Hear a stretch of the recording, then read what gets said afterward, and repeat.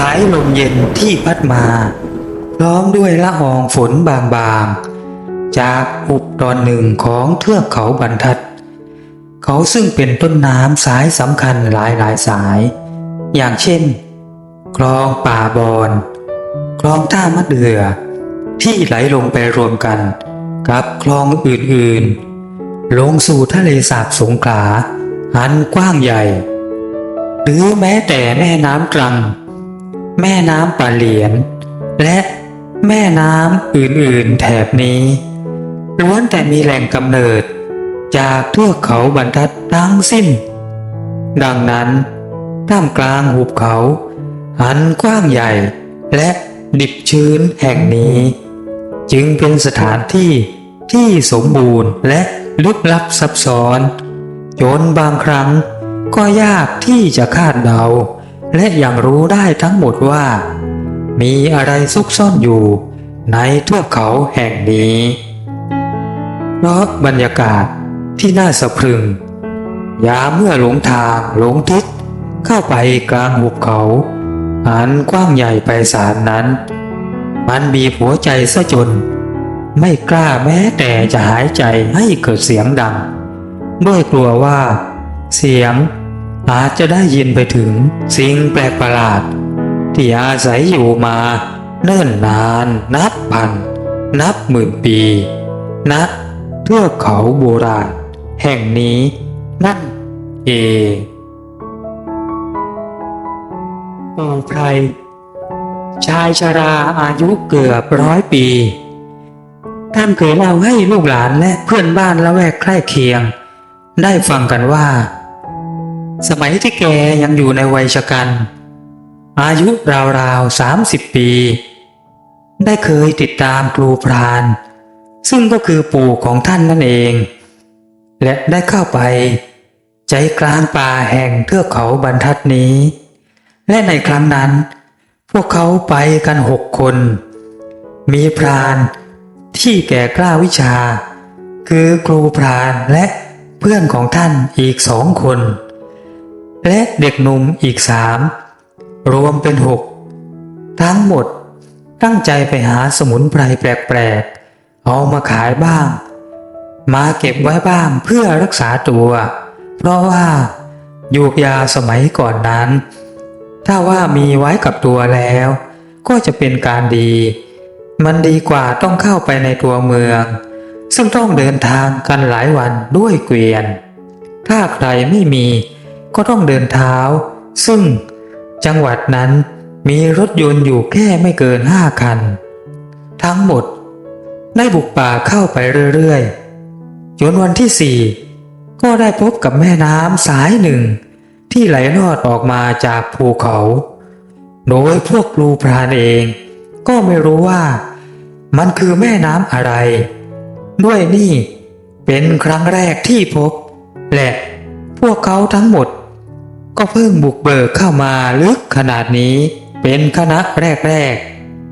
แม่น้ำลึกลับนั้นไหลค่อนข้างเชี่ยวแต่ก็ไม่แรงนักและลัดเลาะคดโค้งไปมาตามสภาพภูมิประเทศปู่ไพรเล่าว่า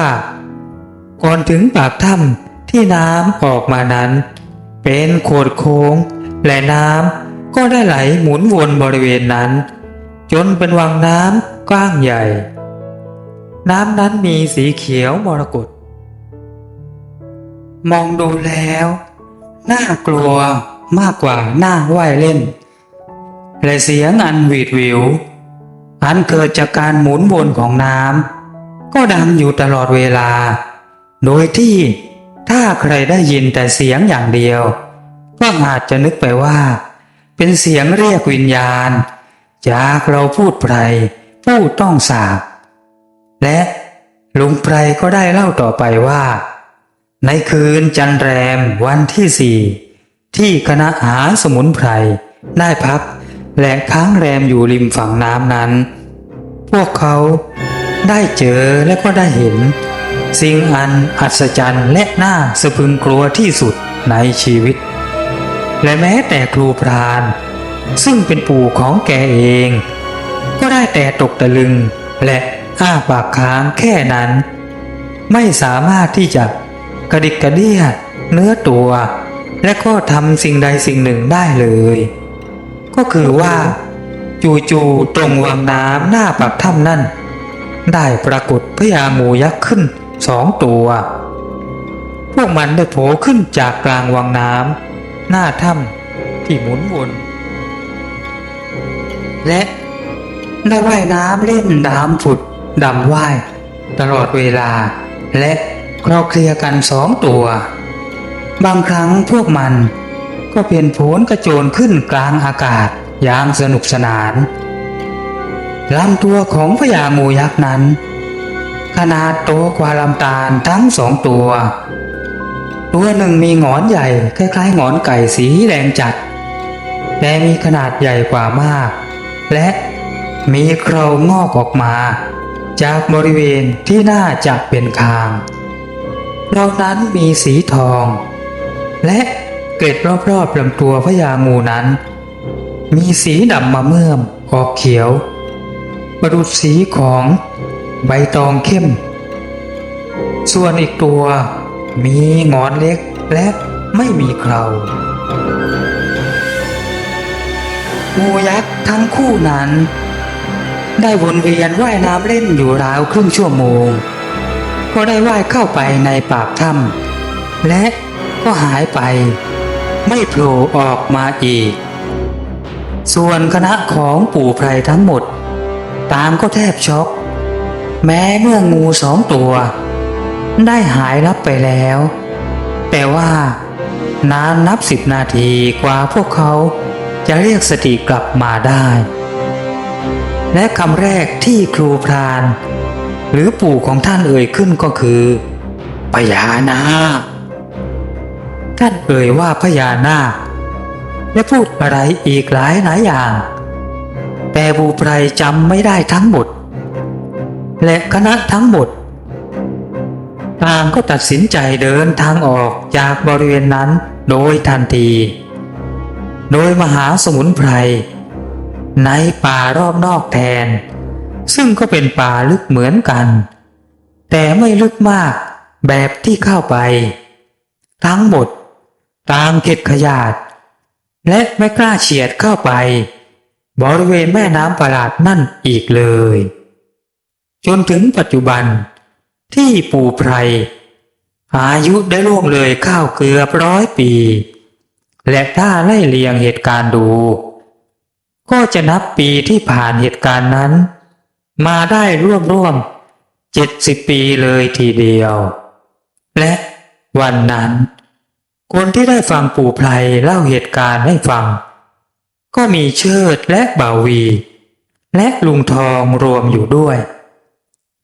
ทั้ง3 คนรู้สึกเสียววาบอยู่ไม่น้อยเพราะป่าที่ปู่ไพรได้เล่าให้ฟังนั้น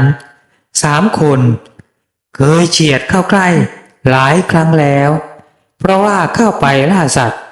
และหาสมุนไพรอยู่เสมอแต่ไม่เคยพบเคยเห็นวังน้ำและแม่น้ำที่ว่านั่นเลยบางทีอาจจะอยู่กันคนละเทือกเขาที่อยู่ซ้อนกันหรือบางทีแม่น้ำนั่นอาจจะไหลมุดลงใต้ภูเขาอีกครั้งเมื่อทอดตัวมาได้ระยะหนึ่งก็เป็นไปได้ทั้งนั้นหรือว่าบางทีอาจจะโดนบังตาไว้ด้วยฤทธิ์ของนาคาก็เป็นไปได้อีกแต่ทั้ง3 คนต่างก็ปรารถนาอยากจะเห็นพญานาคนั่นสักครั้งจะได้เป็นบุญตาและเชื่อมั่นว่าปู่ไพรคงจะไม่พูดขึ้นลอยๆหรือโกหกอย่างแน่นอนข่าวว่าที่ปู่ไพรแกเห็นน่ะคงจะเข้าจังหวะพอดีที่บังเอิญเดินหลงเข้าไปในป่านั่นน่ะหรือบางทีเขาอาจจะให้เห็นก็เป็นไปได้นะแต่ก็นับว่าแกน่ะมีบุญมากเพราะว่ามีมนุษย์น้อยคนที่จะได้เห็นพวกนาคพวกพญายักษ์ส่วนมากที่เห็นก็เป็นครูบาอาจารย์ที่มีบารมีแก่กล้า บ่าววีคุยกับเชิดและลุงทองใช่เชิดว่า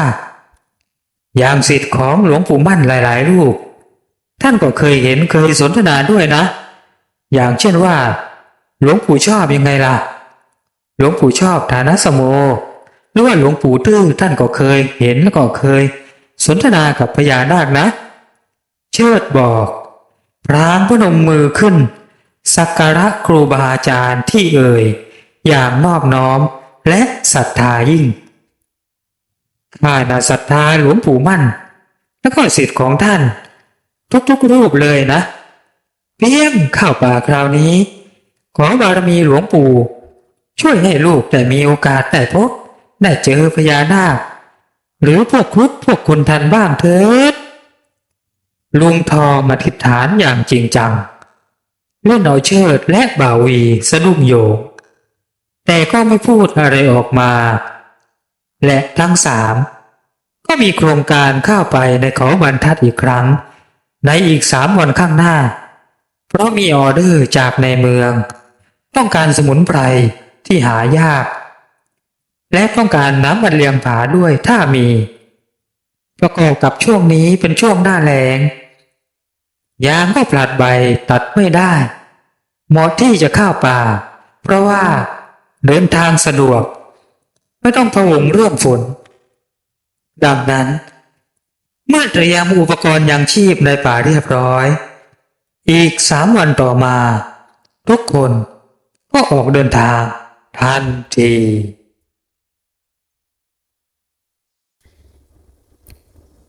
โดยในระยะแรกนั้น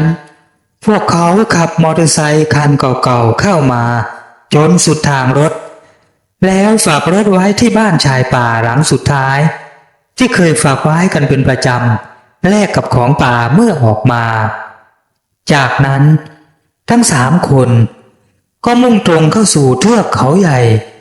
น้ำเขาบรรทัดที่ครอบคลุมพื้นที่หลายจังหวัดเช่นพัทลุงสตูลและจังหวัดตรังและบัดนี้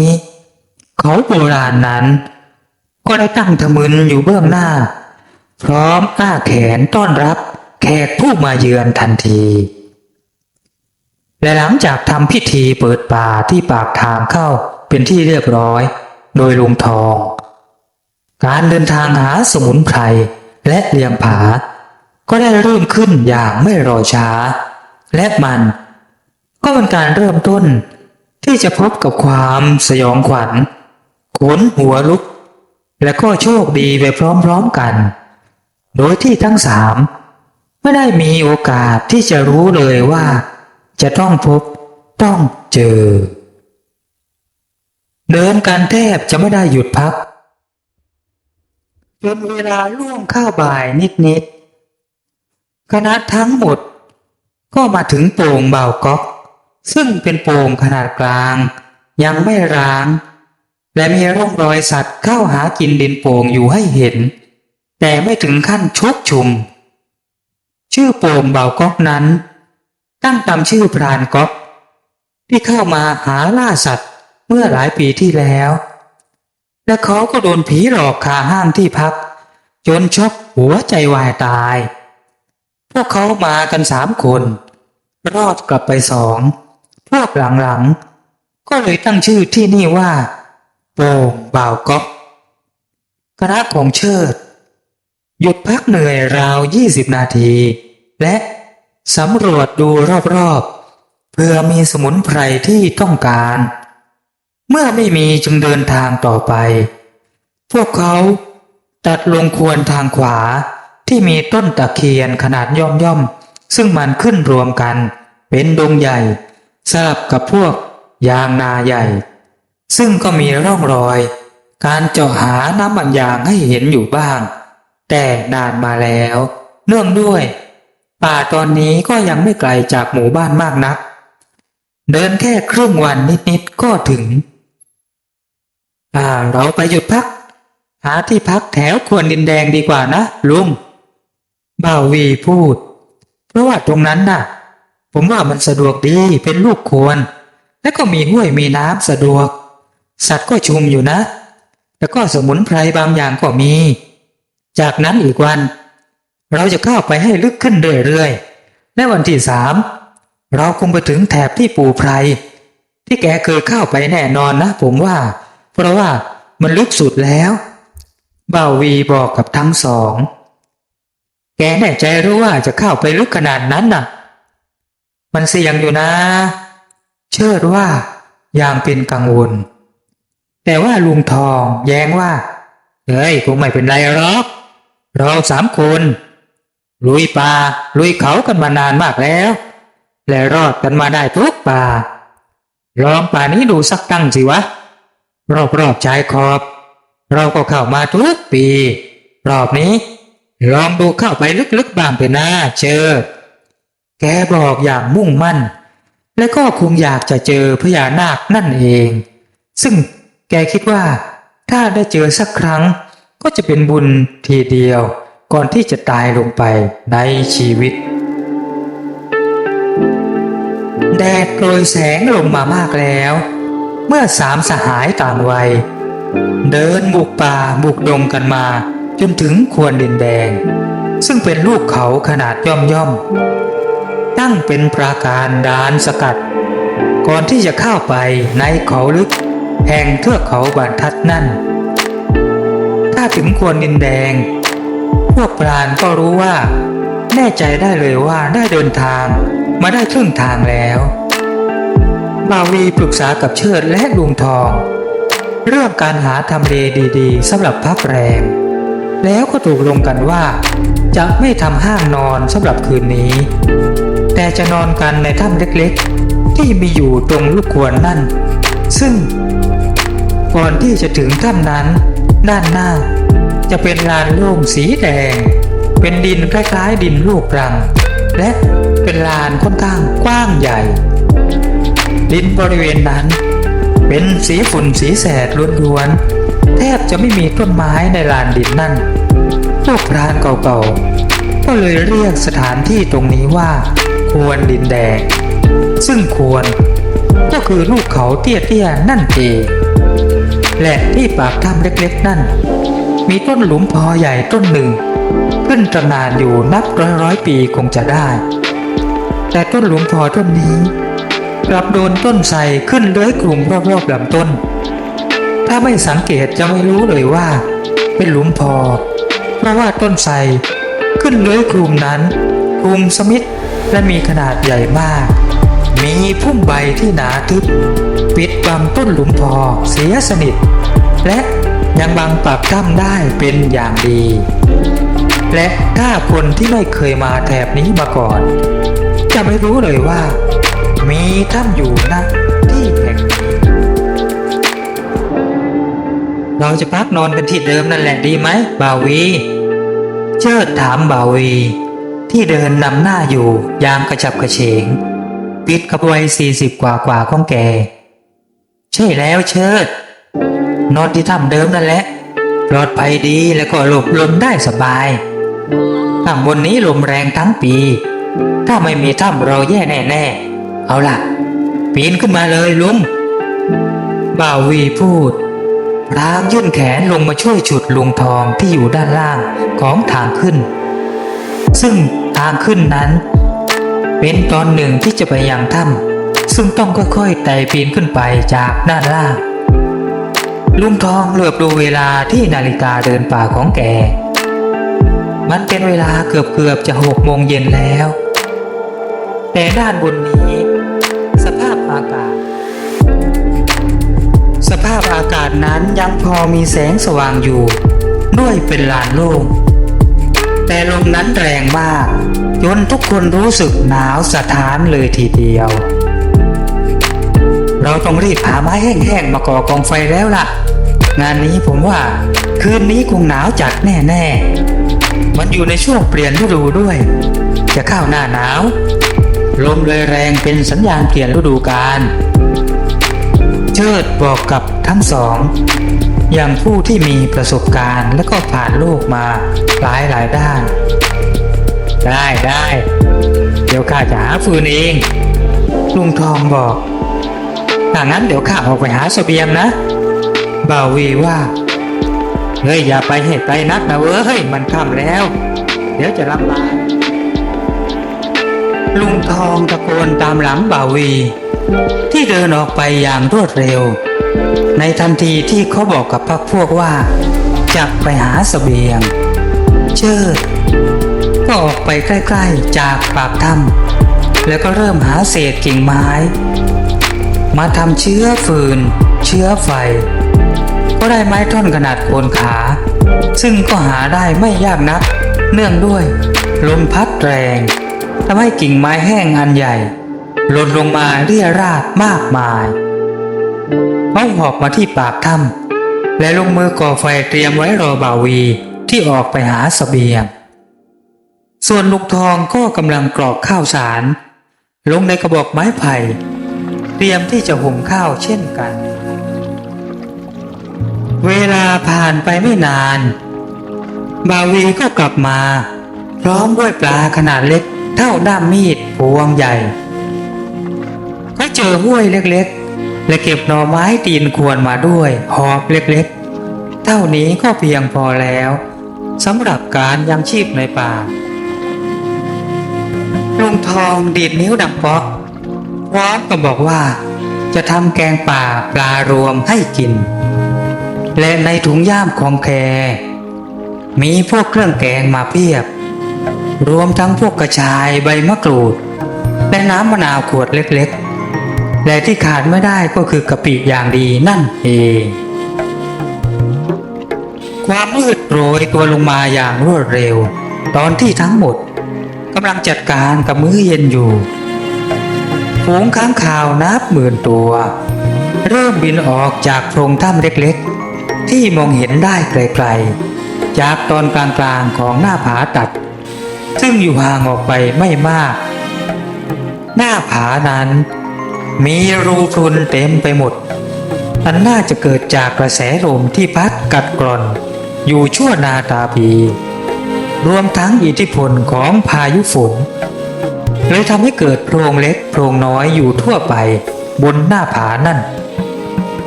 ลุงทองกินข้าวเสร็จแล้วแกกำลังนั่งมวนใบจากอยู่ยังไม่ทันได้จุดสายตาของแกก็เหลือบเห็นอะไรบางอย่างบินมาเหนือท้องฟ้าจากที่ไกลๆตัดกับแสงสุดท้ายของตะวันที่กำลังจะดับลงแกร้องเรียกเชิดและบ่าววีเชิดวีเว้ยเองออกมาดูอะไรหน่อยเร็วเข้ามันกำลังบินตรงมาทางนี้นะถ้าว่ามันก็จะดีแล้วว่ะตัวไม่ใช่เล็กๆเว้ยแกบอกทั้งสองและเชิดกับบ่าววีก็ถลันออกมาจากโพรงถ้ำเล็กๆนั่นทันทีทั้งสามคนมองเห็นจุดเล็กๆบนท้องฟ้าที่ตอนนี้กำลังขยับเข้ามาใกล้ขึ้นเรื่อยๆจนเมื่อมันบินมาใกล้ๆราวๆ300 เมตรทุกคนที่แอบมองอยู่ตรงปากถ้ำก็ถึงกับตัวชาว่าเมื่อเจ้าสิ่งนั้นมีขนาดมหึมาจนน่าตกใจโอ้ให้ตายเถอะมันคือตัวอะไรหรือนกอะไรกันนั่นค้างคาวยักษ์ลุงทองคลางออกมาเสียงแหบร่าในขณะที่เชิดกับบ่าววีกำมือแหลกเม้มริมฝีปากอย่างระงับความตื่นเต้นและวิตกกังวลที่ซ่อนอยู่ภายในแปลกนะทุกๆครั้งที่เราเข้ามาในเขาบรรทัดนี่ไม่เคยเห็นว่าได้ข่าวเรื่องเจ้าค้างคาวตัวนี้เลยทำไมรอบนี้ถึงได้เห็นได้รู้นะหรือว่ามันหลงทางมาจากที่อื่นน่ากังวลเหมือนกันตัวมันโตพอๆกับนกกระจอกเทศเลยว่ะบ่าววีพูดในขณะที่สายตาก็มองตามหลังเจ้าค้างคาวยักษ์นั่นที่กำลังบินเลยไปและดูทิศทางของมันคงจะตรงไปยังหน้าผานั่นแน่ๆเชิดพูดว่าอย่าบอกนะว่ามันพักตรงหน้าผานั้นน่ะไม่งั้นคืนนี้หรอก เราต้องหลับไม่สนิทแน่ๆมันอยู่ใกล้กัน แล้วก็ธรรมชาติของสัตว์ไม่เร็วก็ช้ามันก็ต้องได้กลิ่นของพวกเราแน่ๆเจ้าประคุณขออย่าให้มันพักตรงนั้นเลยเชิดภาวนาแต่ดูเหมือนว่าคำภาวนาของเชิดจะไม่ได้ผลซะแล้วเมื่อเจ้าสัตว์ที่หลงยุคมานั้นมันตั้งใจที่จะบินไปพักยามหน้าผาที่มีโพรงเล็กโพรงน้อยนั้นจริงๆมันหายเข้าไปในโพรงใหญ่โพรงหนึ่งและก็เงียบเชียบอยู่อย่างนั้นทั้งสามยืนคอยเฝ้าดูอยู่พักใหญ่ก็ไม่เห็นความเคลื่อนไหวใดๆจากมันพวกเขาจึงตัดสินใจเดินเข้าไปยังเพิงถ้ำที่พักซึ่งตอนนี้ไฟก็กำลังลุกโผล่ได้ที่ยังดีนะที่เราก่อกองไฟห่างจากปากถ้ำเข้าไปนะแล้วก็มีพวกสุมทุมพุ่มไม้บังอยู่ไม่งั้นเจ้ายักษ์นั่นมันต้องเห็นแน่ๆลุงทองพูดเบาๆและหลังจากจัดการกับกาแฟร้อนๆไปคนละแก้วสุดท้ายคืนนี้3 คนก็ปรึกษากันว่าต้องจัดเวรยามซะแล้วกันพลาดโดยลุงทองจะอยู่ผลัดแรกก่อนถึง5 ทุ่มเชิดอยู่ถัดไปและบาวีเป็นคนสุดท้ายดังนั้นตอนนี้จึงเหลือลุงทองที่กำลังนั่งอยู่ที่ปากถ้ำพร้อมด้วยลูกซองคู่ใจของแกปากของแกคาบใบชุมเห็ดที่ใช้แทนใบจากม้วนกับยาเส้นแล้วก็สูบกลิ่นของมันแรงพิลึกแต่แกก็ไม่กังวลเพราะว่าลมพัดมาจากด้านหน้าผาจึงไม่ต้องวิตกว่ากลิ่นจะไปถึงเจ้าสัตว์ดึกดำบรรพ์นั่นลุงทองดูดยาไปก็นั่งคิดอะไรไปเรื่อยเปื่อยหลายๆเหตุการณ์ที่ผ่านเข้ามาในการท่องปากของแกตั้งแต่รุ่นหนุ่มๆจนตอนนี้แกก็มีอายุ60 กว่าปีแล้วแกนั่งรำลึกถึงความหลังอยู่คนเดียวเงียบๆนึกถึงเหตุการณ์เก่าๆเพื่อนเก่าๆที่รู้จักกันมาหลายๆคนซึ่งหลายคนก็ได้ตายจากกันไปแล้วอีกทั้งเรื่องราวนั้นสุดแปลกที่แกผ่านพบมาแล้วนับไม่ถ้วนแกอัดควันเข้าปอดอย่างหนักหน่วงและขยับจะดีดก้นใบชูเม็ดทิ้งแต่พลันแกก็ต้องสะดุ้งโยงตัวเย็นว่าไปถึงข้อกระดูกห่างออกไปเบื้องหน้าไม่เกิน50 เมตรร่างหนึ่งกำลังยืนตะคุ่มจ้องมองแกอยู่อย่างประสงค์ร้ายมันคือไอ้ค้างคาวยักษ์นั่นแต่ทำไมมันถึงมาอยู่ตรงนี้ได้และมันมาตอนไหนทำไมแกถึงไม่รู้ตัวเอาซะเลยลุงทองค่อยๆเอาเท้าของแกเขี่ยก้อนหินก้อนดินที่มีอยู่ตรงหน้าแล้วก็เขี่ยกลับเข้าไปในถ้ำแกเขี่ยอย่างแรงเป็นการปลุก2 คนนั่นที่เพิ่งหลับไปได้ไม่นานและมันก็ได้ผลเสียงของก้อนดินก้อนหินดังกราวที่ดังขึ้นภายในถ้ำปลุกให้เชิดและบ่าวีลืมตาขึ้นอย่างรวดเร็วลุงทองพูดเบาๆโดยไม่หันไปมอง2 คนนั่นว่ามันมาแล้วอยู่ข้างหน้าพวกเองเตรียมพร้อมไว้เลยเตรียมไว้ให้ดีนะเว้ยแกพูดและเจ้าค้างคาวนั่นก็แผดเสียงร้องแหลมออกมาอย่างคมขวาดเสียงร้องของมันที่แผดร้องนั่นดังโหยหวนเหมือนเสียงของบ่างร้องหรือเสียงของอะไรสักอย่างมันเย็นเยือกแทรกเข้าไปในทุกอนูของอากาศบานเสมือนมีมนต์สะกดและก่อนที่ทั้ง3จะได้คิดทำอะไรมันก็แผ่ร้องขึ้นมาอีกแต่คราวนี้ เป็นเสียงหัวเราะใช่แล้วมันเป็นเสียงหัวเราะที่แอบสูงเหมือนกับเสียงของแม่มดและบัดดลในมโนทวารของทั้งสามก็กลับได้ยินเหมือนกันว่า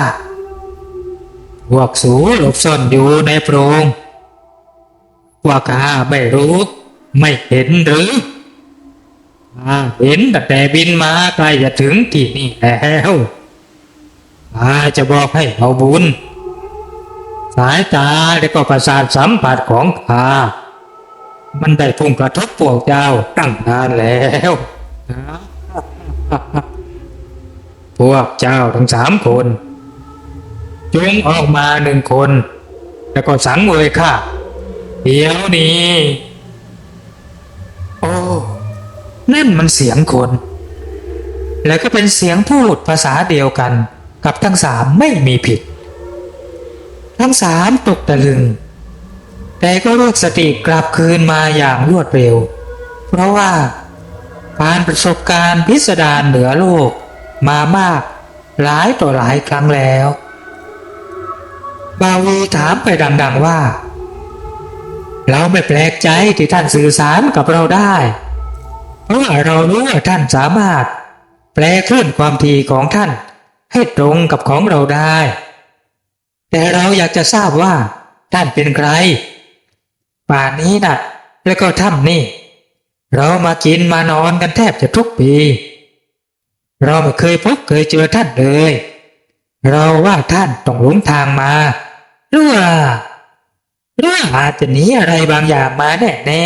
ๆและท่านนั่นแหละที่จะต้องสังเวยให้กับเราเพราะเราก็กินเนื้อสัตว์เช่นท่านว่าแล้วบ่าวีก็หัวเราะคมขวัญบ้างคราวนี้เจ้าค้างคาวประสาทนั่นถึงกับนิ่งอึ้งไปสักพักหนึ่งมันคงแปลกใจอย่างมากที่สามคนนี้แทบจะไม่กลัวมันเลยนี่ถ้าเป็นมนุษย์คนอื่นๆหรือสัตว์อื่นๆถ้าได้เห็นมันแล้วต่างก็ตกใจกลัวจนขี้เยี่ยวราดแทบจะสิ้นสติแต่สามคนนี้กลับนิ่งสงบสามยังพูดจาท้าทายอีกมันโกรธเกรี้ยวเป็นอย่างมากที่บ่าวีพูดว่ามันหนีอะไรบางอย่างมามันขยับเดินเข้ามาอีกร่วม10 เมตรแล้วก็แอบแฝงตัวเองอยู่หลังโขดหินก่อนจะส่งกระแสจิตพูดออกมาว่าข้าไม่โกรธสัตว์ที่ใกล้จะตายเยี่ยงพวกเจ้ามาเถอะเจ้าตัวปากดีจงเดินไปสู่อุ้งมืออุ้งปากของข้าคือเจ้าเวหาแห่งผาดายันหันไก่โพนและบัดนี้ข้าก็ได้มาถึงที่นี่แล้วมันพูดและขยับทำท่าจะโผบินเข้ามาและนาทีนั้นทันทีที่มันโผล่พ้นโขดหินนั่นเชิดก็ตะโกนออกมาว่า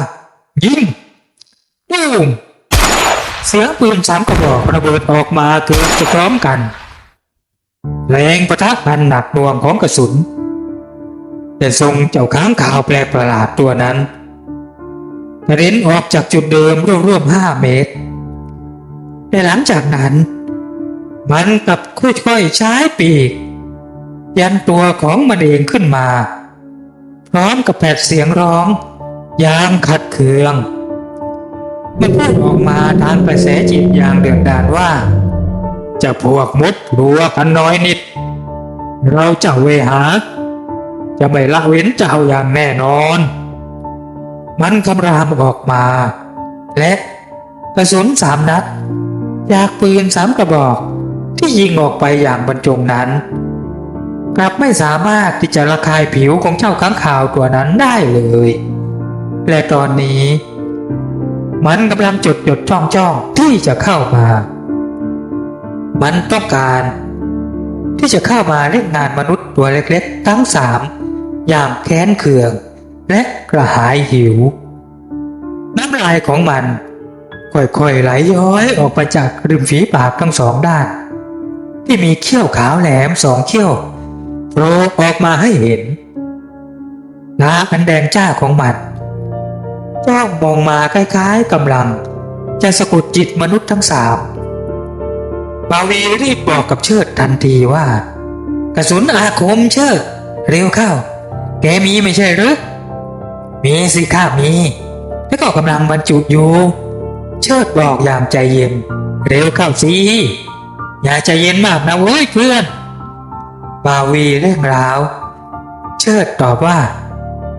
เองพูดถ่วงเวลาไว้ก่อนกาใกล้จะเสร็จแล้วเชิดบอกเจ้าข้างคาวลงฝูงไอ้เจ้าข้างคาวลงฝูงเฮ้ยพวกเรามนุษย์ไม่กลัวแกเลยแกมันพวกนกมีหูหนูมีปีกบาวีรีบพูดถ่วงเวลาด้วยการยั่วโมโหเจ้าข้างคาวผีนั่นและมันก็ได้ผลเมื่อมันตอบมาทางกระแสจิตทันทีว่าอะไรของแกเจ้ามนุษย์ตัวจอยนกมีหูหนูมีปีกแกบ้าไปแล้วหรือมันถามเล็กด่าอย่างอารมณ์ไม่อยู่กับร่องกับรอยแกสิบ้าเลยก็โง่ด้วยโธ่ไอ้โง่นกมีหูหนูมีปีกก็คือตัวแกยังไงล่ะฮ่าฮ่าฮ่าฮ่าบ่าววีตอบพร้อมกับหัวเราะจนตัวโยน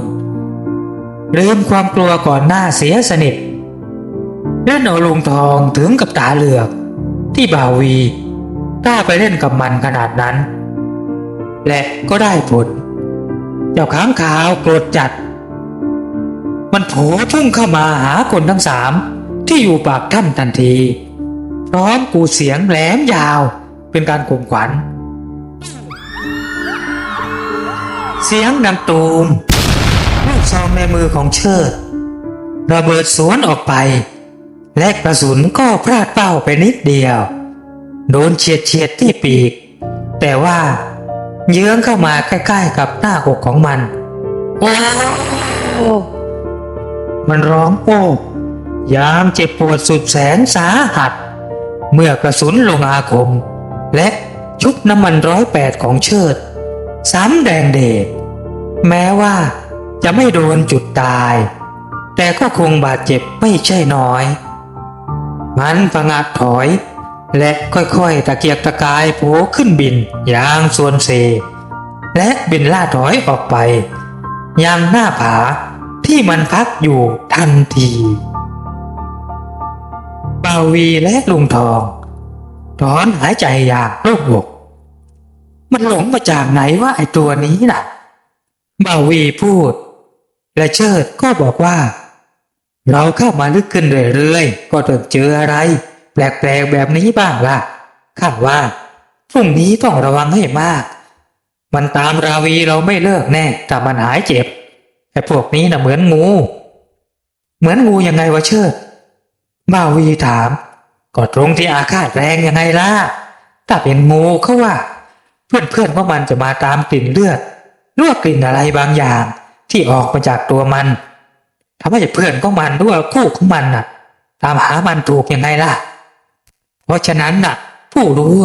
เขาจะไม่ค่อยตีงูให้มีเลือดแต่ว่าจะหาทางไล่ให้มันไปทางอื่นน่ะเชิดบอก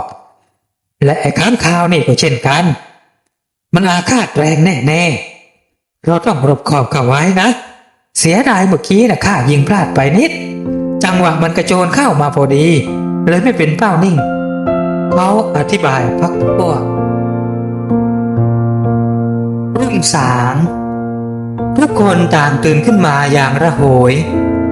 เพราะเมื่อคืนแทบจะไม่ได้นอนกันเลยต้องคอยระวังเหตุการณ์และหลังจากจัดการกับมื้อเช้าแบบง่ายๆด้วยมาม่าและกาแฟร้อนขมทั้งหมดก็ตรงเข้าสู่ใจกลางเทือกเขาทันทีโดยกล่าวว่าจะเก็บพวกสมุนไพรสำคัญให้ได้มากที่สุดและถ้ามีเวลาเหลือและก็เสบียงเหลือก็จะหาล่าเลียงผาสักตัวตามใบสั่งทั้งหมดออกเดินทางโดยบ่าวียกกล้องส่องทางไกลที่พกมาด้วย ทรงพิจารณาไปยังหน้าผาที่เจ้าค้างคาวคงจะอยู่ในนั้นบาวีส่องดูอยู่พักใหญ่ก่อนจะบอกพักพวกว่ามันคงจะกบดานอยู่ในนั้นแหละข้าคิดว่าเห็นคราบเลือดกองใหญ่อยู่ปากโพรงนะวันนี้ข้าว่ามันคงไม่ออกมาแน่แต่พรุ่งนี้ก็ไม่แน่ไอ้พวกนี้มันโหดเขาพูดแต่มันต้องมาจากที่ไหนสักแห่งที่เต็มไปด้วยมนต์ดำมันถึงสื่อสารกับเราได้อย่างง่ายดายแบบนี้ข้าว่าที่อยู่ของมันต้องน่าสะพรึงแน่ๆหมายถึงเมืองของมันน่ะนี่ถ้ามันมา3-4 ตัวนะเราเอาไม่อยู่แน่ๆใช่ไหมลุงใช่ไหมเชิดบาวีพูดและหันมาถามข้าก็ไม่แน่ใจนะแต่เรารู้ตัวก่อนเชิดพูดแต่ถ้าเราไม่รู้ตัวก็ต้องเอามันอยู่ยากจริงๆไปเถอะเราเข้าไปในใจกลางเขากันดีกว่าเชิดตัดบทและคณะหาสมุนไพรก็ดันโดนเข้าป่าไปเรื่อยๆยามมีจุดหมายที่รออยู่เบื้องหน้าทั้งหมดเร่งรถไปมองหาสมุนไพรไปด้วยและก็แวะเก็บเป็นระยะบางอย่างก็ทำเครื่องหมายไว้และก็จะกลับมาเอาตอนขากลับจนในที่สุดพวกเขาก็รวบรวมสมุนไพรได้หลายชนิดเชิดบอกว่าเราเก็บได้เยอะแล้วแต่ว่าที่มีน่ะราคาก็ไม่แพงเท่าไรแต่ว่าที่ข้ามุ่งหน้าจะไปเอานี่น่ะรู้ไหมเขาสั่งอะไรไว้เขาสั่งสังกรณีไว้เชิดบอกถ้าได้วันสังกรณีก็คุ้มค่าเลยทีเดียวล่ะลุงเอ้ย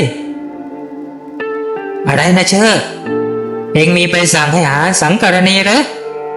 ใช่แล้วบาวีข้าน่ะเคยได้อยู่ครั้งหนึ่งที่ป่าสันกราคีรีทางสตูลนั่นแหละสมัยข้ายังหนุ่มๆแต่ว่าทางบรรทัดนี่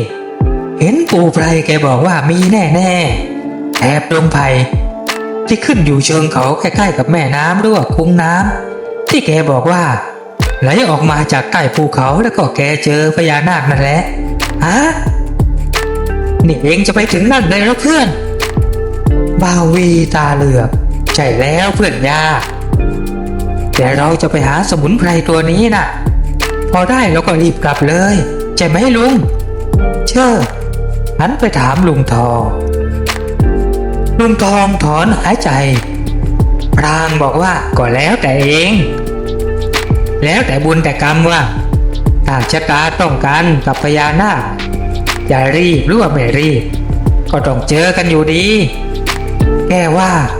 อย่างผู้คงแก่เรียนและเข้าใจกฎของไตรลักษณ์ก็ถ้าอย่างนั้นก็สนุกละสิเชิดว่าพรางอมยิ้มส่วนบ่าววีนั้นทำหน้าตาเจียมเจียมการเดินทางที่ผ่านมาจนเกือบจะบ่ายไม่มีวี่แววของเจ้าค้างคาวผีนั่นจริงๆมันคงเจ็บหนักอยู่ในโพรงถ้ำทั้งหมดหยุดกินมื้อเที่ยงและก็แวะหาสมุนไพรเหมือนเช่นเดิมแต่ว่าหาอยู่ได้แค่ครึ่งชั่วโมงท้องฟ้าทางทิศตะวันตกก็เริ่มมืดขึ้นเรื่อยๆและลมก็เริ่มพัดแรงขึ้นเสียงกิ่งไม้ต้นไม้ลั่นเปรี้ยปโผงผางดังให้ได้ยินเป็นระยะตามแรงลมไม้ประเภทลู่ลมนั้นสบายไม่มีการหักโค่น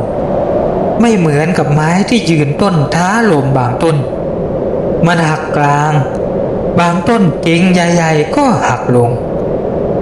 เปรียบเสมือนกับคนที่บางทีต้องรู้จักโหนอ่อนผ่อนตามบ้างถ้ามัวแต่ยืนโต้ลมหรือแข็งกร้าวแบบนั้นอย่างเดียวคงต้องหักลงเหมือนกับไม้หลายๆต้นอย่างแน่นอนแย่แล้วลุงทองอุทานทิ้งพวกสมุนไพรไว้ตรงนี้ก่อน แล้วก็รีบหาที่กำบังด่วนเลยลมพายุลมพายุแกตะโกนอย่างมีประสบการณ์พรางชี้มือไปยังดงกล้วยป่าที่เห็นอยู่ไม่ไกลมากนักเข้าไปหลบลมในดงนั่นก่อนเร็วข้าเห็นกลุ่มหินเร็วเข้าเร็วเข้าไปเร็วแกบอกและแล้ว3 คนก็กึ่งวิ่งกึ่งเดินอย่างเร่งร้อนตรงไปยังจุดนั้นทันทีในขณะที่ฝนเม็ดใหญ่ๆก็เริ่มตกมันตกได้หลังมาตามกระแสลมที่พัดอู้มาอย่างรวดเร็ว3 คนวิ่งล้มลุกคลุกคลานเพราะว่าไม่มีใครอยากจะเปียกโชกด้วยสภาพอากาศก็หนาวเป็นทุนเดิมอยู่แล้วพวกสัตว์หลายๆชนิดเริ่มปรากฏให้เห็นและแต่ละตัวก็วิ่งหาที่หลบพายุนั่นกันจ้าละวันอย่างเช่นพวกเก้งกวางนกชนิดต่างๆกระรอกกระแตและแม้แต่ข้างก็ออกมาให้เห็นจากยอดไม้มันไต่ลงเบื้องล่างเพราะว่ารู้ว่าข้างบนนั่นอันตรายแน่ๆโดนทั้งลมทั้งฝนแทบจะไม่มีที่ให้หลบสู้ลงมาพื้นล่างยังพอมีโพรงมีถ้ำเล็กๆให้หลบอาศัยได้บ้างดูแล้วชีวิตสัตว์ในป่านั้นช่างน่าเวทนาเสียนี่กระไรวัน3 คนวิ่งมาจนถึงดงหินที่อยู่กลางดงกล้วยป่าลุงทองก็ชี้มือไปทางซ้ายที่เป็นกลุ่มหินขนาดใหญ่กองรวมกันเหมือนกับโดนรถไถกวาดมากองไว้อย่างไงอย่างนั้นและมันก็มีซอกเล็กๆขนาดที่เข้าไปได้ 4-5 คนพอดีด้วยกับตัวและก็มีชะเง้อมหินที่ยื่นออกมาคล้ายๆหลังคาส่วนรอบๆดงหินนั่นเป็นพวกกล้วยป่าที่แย่งกันขึ้นเบียดเสียดเป็นดงแต่ละต้นนั้นผอมชะลูดแย่งกันรับแสงแดดและสภาพดินอาจจะไม่สมบูรณ์นักด้วยเป็นพวกหินต่างๆที่หักระเนระนาดและกองกระจายอยู่ทั่วไปทำไมมันเป็นดงหินอยู่ตรงนี้นะลุงแปลกจริงๆนะบ่าววีถามลุงทองข้าก็ไม่รู้บังเอิญเห็นข้าวพอดีนะ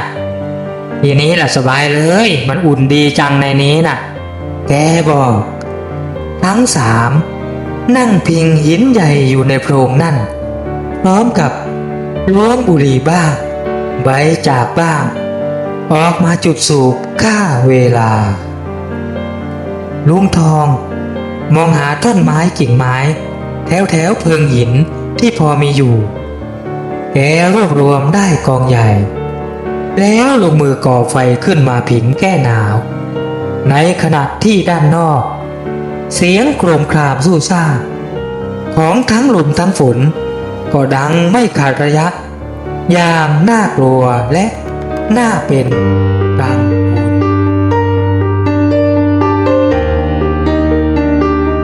จบตอนที่1นะครับ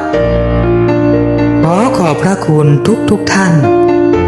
ที่เข้ามารับฟังจนจบตอนที่1นะครับหากพอที่จะสร้างความสุขสร้างความบันเทิงและก็เสริมด้วยความรู้ให้กับท่านได้บ้างแล้วโปรดช่วยกดติดตามกดไลค์และกดแชร์ให้กับทางช่องด้วยนะครับจะได้เป็นกำลังใจให้กับช่องได้ผลิตผลงานใหม่ๆออกมาอีกเรื่อยๆช่องนี้เป็นช่องใหม่หากมีข้อผิดพลาดประการใดแอดมินขอน้อมรับคำติชมไว้ด้วยใจเพื่อนำไปปรับปรุงให้ดีขึ้นเรื่อยๆนะครับขอบพระคุณมากครับโปรดคอยติดตามตอนที่2ซึ่งเป็นตอนจบเร็วๆนี้ครับท่านสวัสดี